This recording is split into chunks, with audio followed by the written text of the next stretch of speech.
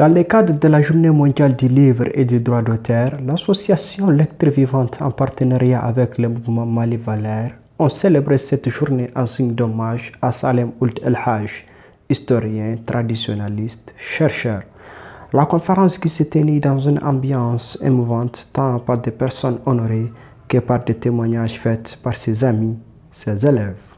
Nous avons placé cette journée sous la coupe de la célébration pour rendre hommage à un grand monsieur, un grand homme, un grand écrivain, un grand conteur, un grand traditionnaliste, mais par-delà tout un grand humble. J'ai nommé Monsieur Salem Ould El Hadj, les professeurs des professeurs de nos professeurs. Longue vie à vous.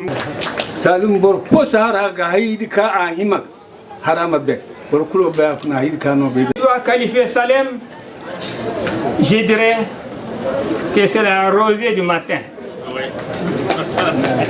qui apporte la fraîcheur avec un calme olympien, intelligent qu'il est. Cher doyen, de vos inestimables connaissances, de votre accompagnement, parce que comme tout le monde l'a dit ici, je joins ma voix à celle des autres. Vous avez toujours été présent. Nous souhaitons à ce que vous continuez à être présent à nos côtés de longues années après. C'était le conseiller de tout le monde, que vous soyez Tamashek, Arabe, Soraï, Bambara qui vient du sud, Salim est là. Je cite même un certain Sinayogo qui est docteur. À ce moment qui était un peu turbulent et que Salim a toujours conseillé jusqu'à présent. Il a gardé. Tombouctou a une valeur grâce à la culture, grâce au livre, le Tariq al-Soudan, le Tariq al-Vantaj et les écrits d'Ahmed Baba Soudani. Il y a un vide qu'il faut combler. Moi, j'ai posé une pierre, une toute petite pierre. Je crois que la génération montante va poser une grosse pierre qui va éliminer toute l'humanité. Mes impressions, c'est d'abord remercier l'association Lecture Vivante qui a eu l'initiative d'organiser cet hommage au grand homme que je nomme Salem Ould El Hadj, et aussi de voir l'émergence de l'écriture de Tombouctou, et un homme qui a aussi éclairé le monde entier sur le valeur culturelle. Aujourd'hui, je suis là grâce à Salem Ould El Hadj, parce que j'ai toujours œuvré, j'ai toujours rêvé d'être docteur dans ma vie, mais j'ai eu à connaître Salem Ould El Hadj lorsque je faisais la première année. J'étais garnier de chaussures devant la mosquée de Djingarebe. Et c'est lui qui m'a incité à faire histoire à l'université et me spécialiser sur l'histoire de Tombouctou. Après la cérémonie d'hommage, se fit la fameuse dîne littéraire autour du livre Contes et récits de Tombouctou de Salem Ould El Hadj. Ce n'est pas seulement les diplômes ni les connaissances, il faut aussi la passion.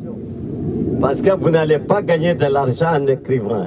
Dire que je vais écrire, je vais vendre les... Et une chose à retenir, c'est que cette dîne littéraire nous a permis de nous replonger dans une partie et une page de notre histoire qui était encore méconnue et inconnue de nous, les jeunes.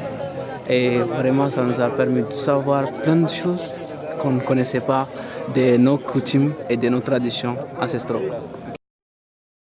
Lundi, les lycéens se sont donné rendez-vous à l'hôtel La Colombe pour un concours de lecture sanctionné par des attestats. Quand on voit, c'est-à-dire c'est des Blancs qui écrivent l'histoire de Tombouctou, c'est passionnant. Mais quand c'est un Tombouctoudien authentique qui écrit l'histoire de Tombouctou, ça donne plus d'inspiration, ça donne plus de véracité.